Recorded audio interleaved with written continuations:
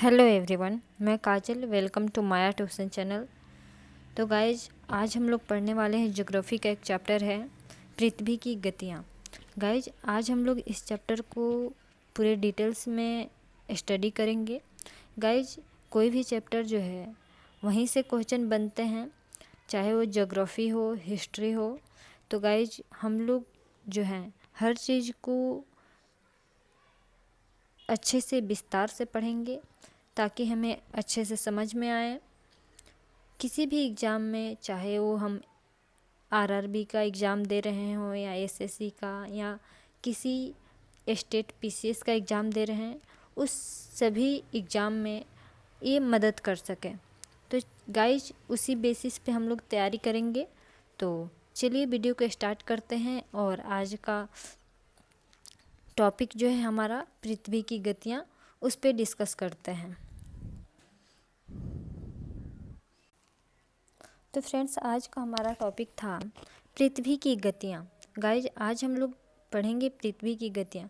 Guys, पहले बता दूं कि पृथ्वी की जो गतियाँ हैं ये दो प्रकार की होती हैं।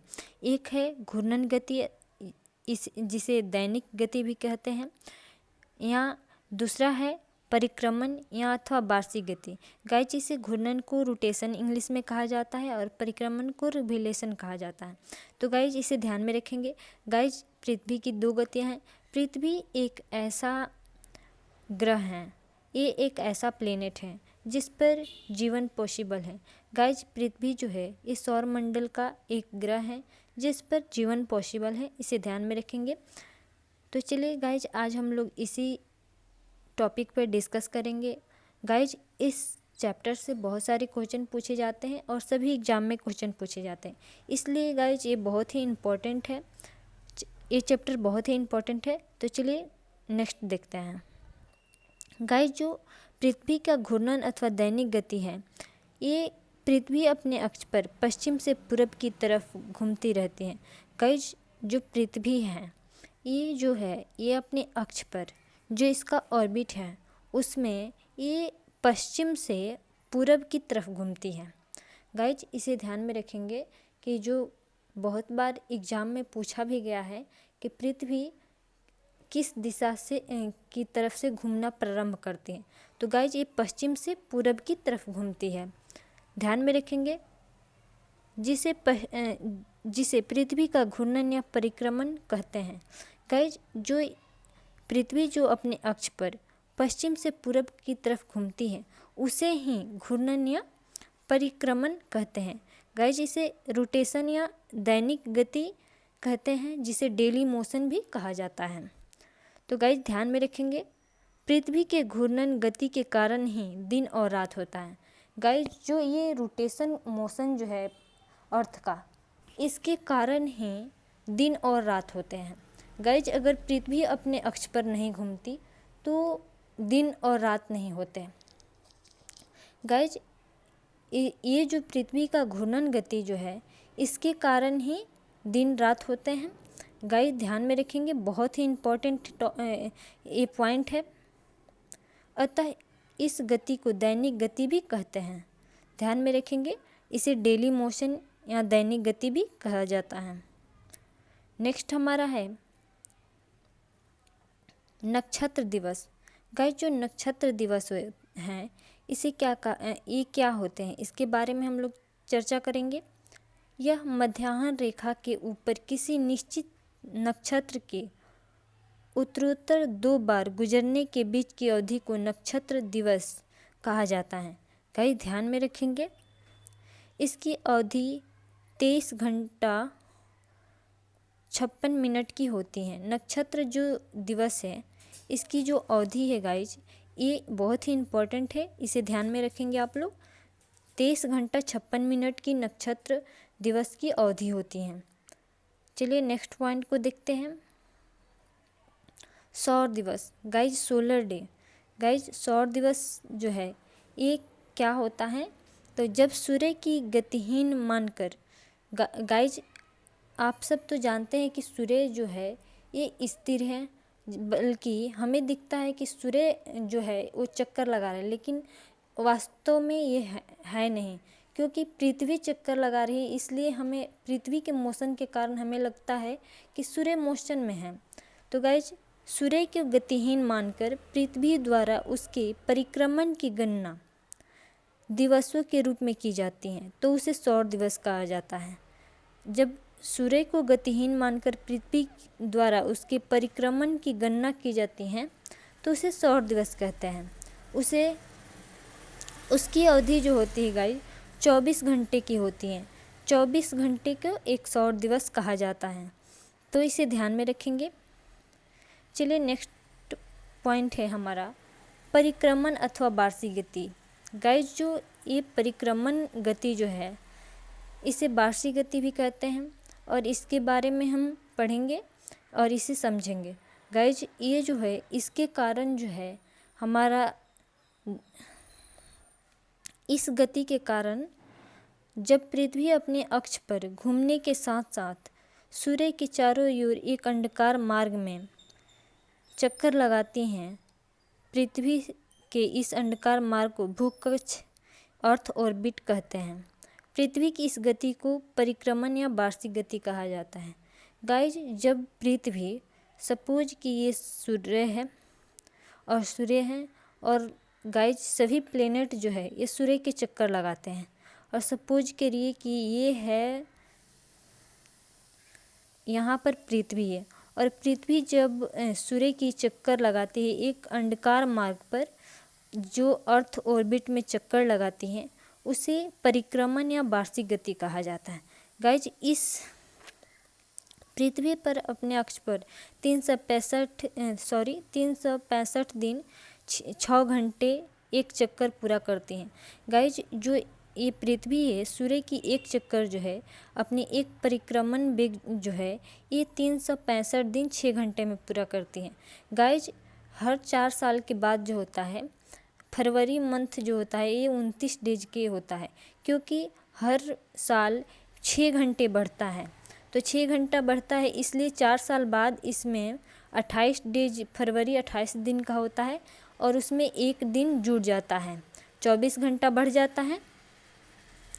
इसके कारण ही फरवरी जो है वो 29 दिन का होती है 4 साल बाद, फिर 4 साल बाद वो 29 दिन की होगी। चलिए नेक्स्ट पॉइंट को देखते हैं।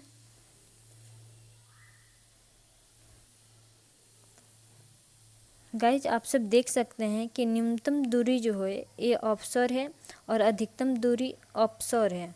उपशोर को न्यूनतम दूरी कहते हैं। सूरज के और पृथ्वी के बीच के न्यूनतम दूरी जो होती है उसे उपशोर कहते हैं और अधिकतम दूरी जो होती है ऑफशोर कहते हैं। ध्यान में रखेंगे। चलिए नेक्स्ट पॉइंट को देखते हैं, यही हमारा टॉपिक है ऑफशोर। गाइज ऑफशोर जो है ये पृथ्वी जब सूर्य के निकटतम दूरी पर होती हैं तो उपसौर कहलाता है। ऐसी स्थिति 3 जनवरी को होती है। गाइज सबसे नज़दीक जब पृथ्वी सूर्य के निकट आती है ये 3 जनवरी की ऐसी स्थिति बनती है, तो ध्यान में रखेंगे। और ऑफशोर जो होता है ये पृथ्वी जब सूर्य से अधिकतम दूरी पर होती हैं। गाइज जब पृथ्वी सूर्य से अधिकतम दूरी पर होती है तो इसे ऑफशोर कहा जाता है। ध्यान में रखेंगे। ये 4 जुलाई को बनता है, ऐसी स्थिति 4 जुलाई को उत्पन्न होती है, इसे ध्यान में रखेंगे। चलिए नेक्स्ट टॉपिक हमारा है दिन और रात का छोटा एवं बड़ा होना। गाइस जो दिन होता है, दिन और रात छोटे और बड़े क्यों होते हैं इसके बारे में पढ़ेंगे। गाइज अगर वीडियो पसंद आए तो वीडियो को लाइक करिए, साथ साथ चैनल को सब्सक्राइब करिए। अगर आपको इसका PDF डाउनलोड करना है तो आप mayatution.com पे विजिट कर सकते हैं, या आप इसे डिटेल में पढ़ना चाहते हैं तो mayatution.com पे विजिट कर सकते हैं। गाइज अगर वीडियो पसंद आए तो वीडियो को लाइक करना ना भूलिएगा। गाइज नेक्स्ट टॉपिक है दिन और रात का छोटा एवं बड़ा होना। गाइज अब हम लोग ये जानेंगे कि दिन जो है और रात, कभी दिन छोटे होते हैं, कभी रातें छोटी होती हैं, दिन बड़े होते हैं। तो गाइज इसके बारे में डिस्कस करेंगे कि ये क्यों होता है। तो गाइज आप सब तो जानते हैं कि हमारी पृथ्वी जो है ये अपने अक्ष पर 23.5 डिग्री झुकी हुई है। तो गाइज ये भी कारण है जिसके कारण सर्वत्र दिन और रात बराबर नहीं होते हैं। और चलिए नेक्स्ट पॉइंट देखते हैं। यदि पृथ्वी अपनी धुरी पर झुकी हुई ना होती तो सर्वत्र दिन और रात बराबर होते। गाइज अगर पृथ्वी अपने अक्ष पर 23.5 डिग्री झुकी हुई है, अगर ये ना होती तो सभी जगहों पर दिन और रात की अवधि जो है वो समान होती। यदि पृथ्वी सूर्य की परिक्रमा ना करती तो एक गोलार्ध में दिन सदा ही बड़े और रातें छोटी रहती, जबकि दूसरे गोलार्ध में रातें बड़ी और दिन छोटी होती। गाइज आप सब तो जानते हैं कि पृथ्वी जो है इसे 2 भागों में बांट दिया गया है। जो विषुवत वृत्त हैं जिसे 0 डिग्री माना गया है, वहाँ से जो ऊपर की हिस्सा जो है उसे उत्तरी गोलार्ध और नीचे के हिस्सा को है वो दक्षिणी गोलार्ध बोला जाता है। गाइज जो ये इक्वेटर है, जो विषुवत वृत्त है, इसके पास जो है जो भी स्थल इसके पास है वहाँ पर जो है दिन और रात समान होती है, मतलब कि दिन और रात की अवधि जो होती है वो बराबर होती हैं। लेकिन इस इक्वेटर के पास विषुवत वृत्त को छोड़कर, इस जगह के छोड़कर अदर किसी भी स्थान पर दिन की अवधि और रात की अवधि समान नहीं होती। अगर उत्तरी गोलार्ध में दिन बड़े होंगे तो रात छोटी होंगी, तब उस स्थिति में दक्षिणी गोलार्ध में रात बड़ी होंगी और दिन छोटे होंगे। तो गाइज आप सबको ध्यान में रखना है कि अभी हम लोग की तरफ ठंडा की सीज़न जो चल रहा है, तो इसमें जो है इसमें दिन छोटा हो रहा है और रात बड़ा हो रहा है। तो इसका कारण है इस वक्त दक्षिणी गोलार्ध में जो है इस समय वहाँ पर जो है दिन बड़ा हो रहे होंगे और रात छोटी हो रही, और दक्षिणी गोलार्ध में अभी जो सीजन जो होगा वहाँ पर ग्रीष्म ऋतु होगा और हम लोग की तरफ शरद ऋतु है। तो गाइज ये सब डिफरेंट आपको देखने को मिलेगा अलग अलग जगहों पर। तो सो कि आपको ध्यान में रखना है इस सब चीज़ों को। तो चलिए देखते हैं नेक्स्ट पॉइंट को। आई होप कि आपको सारे पॉइंट अच्छे से क्लियर हो गए होंगे। यदि पृथ्वी सूर्य की परिक्रमा ना करती तो एक गोलार्ध में दिन सदा ही बड़े और रातें छोटी रहती, जबकि दूसरी गोलार्ध में रातें बड़ी और दिन छोटी होती। विषुवत रेखा पर दिन और रात की अवधि हमेशा बराबर होती हैं। गाइज मैं अभी बताई कि जो विषुवत रेखा है, जो विषुवत वृत्त है जिसे 0 डिग्री माना गया है, तो उस पे जो है वहाँ पर जो है दिन और रात की अवधि हमेशा बराबर रहती है। परंतु विषुवत रेखा को छोड़कर विश्व के अन्य सभी भागों में विभिन्न ऋतुओं में दिन और रात की अवधि में अंतर पाई जाती हैं। गाइज मैं अभी बताइए आपको एग्जाम्पल भी दी कि जैसे कि हम लोग की तरफ अभी ठंडा के मौसम चल रही है, क्योंकि हम लोग जो है उत्तरी गोलार्ध में आते हैं, जिसके कारण अभी ठंडा की मौसम चल रहे हैं। तो यहाँ पर जो दिन की अवधि है वो छोटी हो रही हैं और रातें बड़ी हो रही हैं। लेकिन इसके अपोजिट जब दक्षिणी गोलार्ध में हम जाएंगे, जैसे कि ऑस्ट्रेलिया, हम लोग की तरफ जो क्रिसमस डे मनाया जाता है वो ठंडा में मनाया जाता है, लेकिन ऑस्ट्रेलिया में वो ग्रीष्म ऋतु में मनाया जाता है, क्योंकि वो दक्षिणी गोलार्ध में पड़ते हैं और वहाँ पर अभी ग्रीष्म ऋतु है। तो गाइस जब इधर ग्रीष्म ऋतु पड़ेंगे तो उधर शरद ऋतु आएंगे और दक्षिणी गोलार्ध में, और जब हम लोग की तरफ शरद ऋतु आएंगे तब उधर ग्रीष्म ऋतु आएंगे। तो गाइस इसे ध्यान में रखेंगे। आई होप कि ये सारी चीज़ें आपको क्लियर हो गई होंगी। चलिए नेक्स्ट पॉइंट को देखते हैं। इस प्रकार वृत्त हमेशा 2 बराबर भागों में बढ़ता है, अतः विषुवत रेखा का आधा भाग प्रत्येक स्थिति में प्रकाश प्राप्त करता है। तो गाइस इसे ध्यान में रखिएगा। चलिए देखते हैं, यहाँ पर एक इमेज दिया गया है जो पृथ्वी का एक नमूना दिया गया है। पृथ्वी की अक्षीय झुकाव एवं गतियाँ। गाइस जो पृथ्वी अपने अक्ष पर 23.5 डिग्री झुकी हुई हैं, आप सब देख सकते हैं कि ये कर्क रेखा है और ये मकर रेखा है। चलिए नेक्स्ट पॉइंट देखते हैं। नेक्स्ट पॉइंट है पृथ्वी पर दिन और रात की स्थिति। गाइज हम लोग ये जानेंगे इस टॉपिक में कि जो पृथ्वी पर दिन और रात की स्थिति के बारे में हम लोग पढ़ेंगे। तो चलिए देखते हैं। 21 मार्च से 23 सितंबर की अवधि में उत्तरी गोलार्ध में सूर्य का प्रकाश 12 घंटे या उससे अधिक समय तक प्राप्त होता है। गाइज आप सब तो जानते हैं कि जो 21 मार्च के बाद मार्च से हम लोग के जो उत्तरी गोलार्ध में ग्रीष्म ऋतु की आगमन हो जाती है और 23 सितंबर तक ऑलमोस्ट तक 23 सितंबर तक रहता है।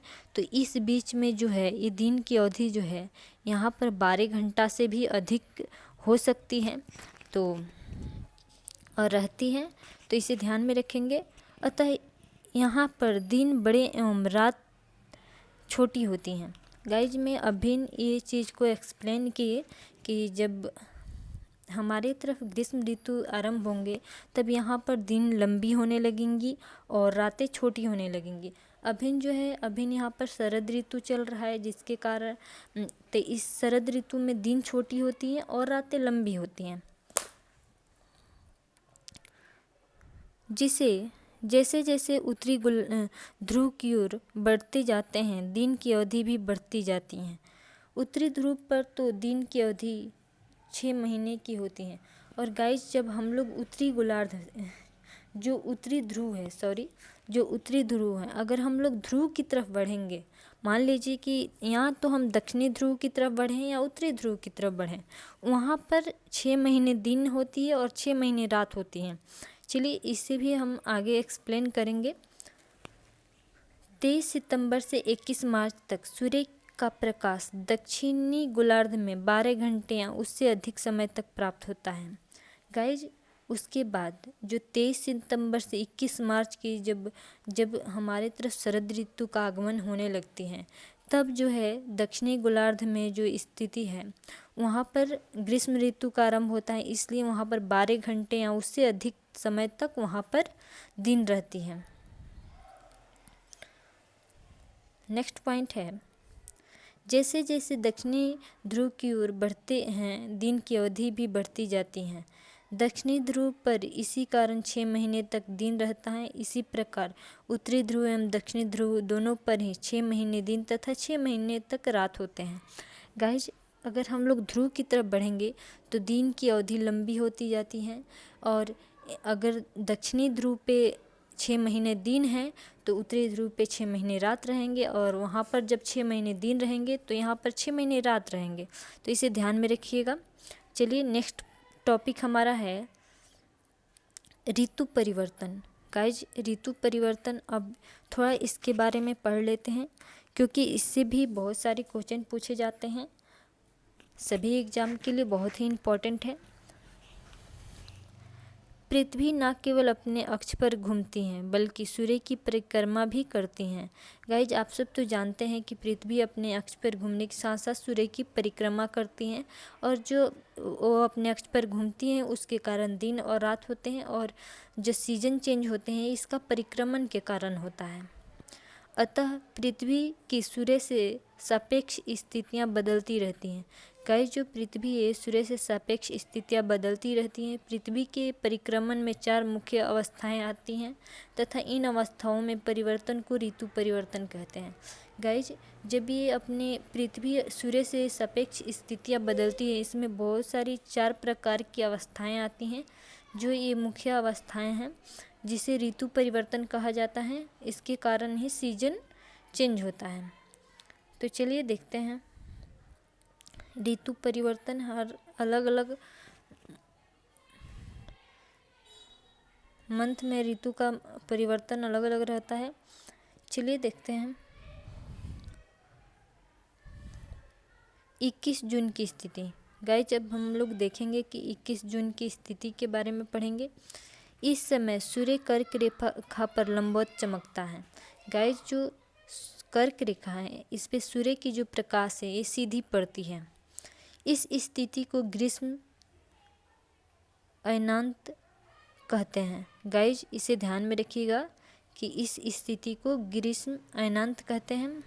21 मार्च के बाद सूर्य उत्तरायण होने लगता है तथा उत्तरी गोलार्ध में दिन की अवधि बढ़ने लगती है।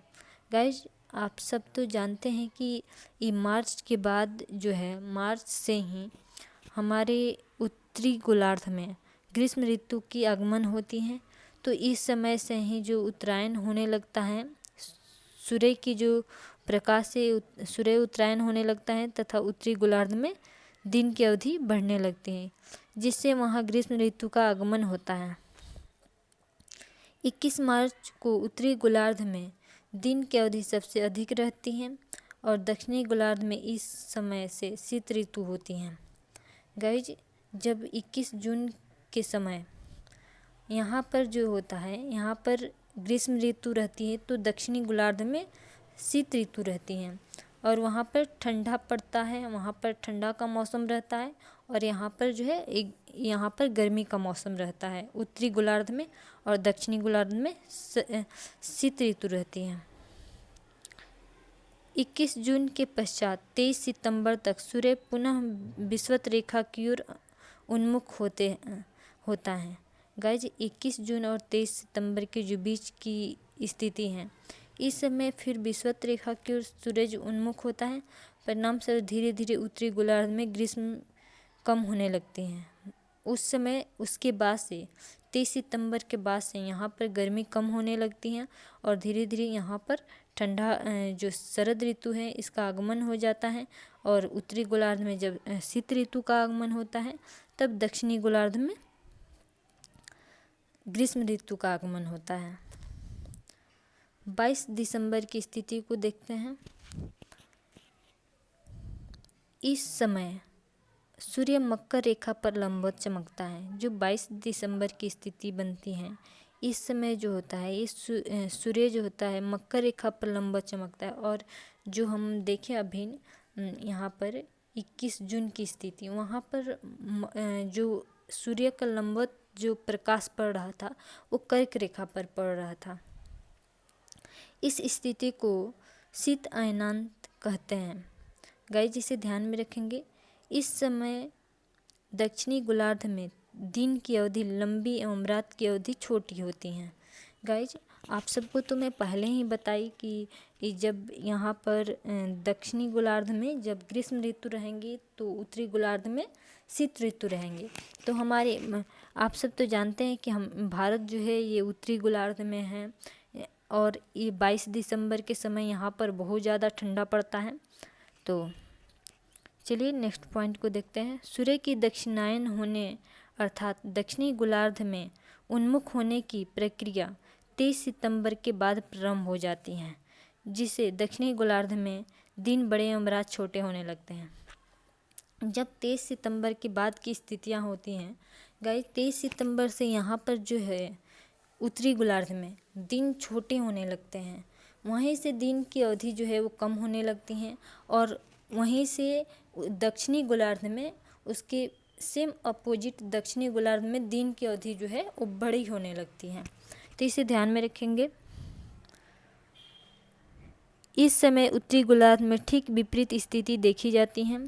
22 दिसंबर से उपरांत 21 मार्च तक सूर्य पुनः विषुवत रेखा की ओर उन्मुख होता है तथा दक्षिणी गोलार्ध में धीरे धीरे ग्रीष्म ऋतु की समाप्ति हो जाती है और यहाँ पर शरद ऋतु का आगमन हो जाता है।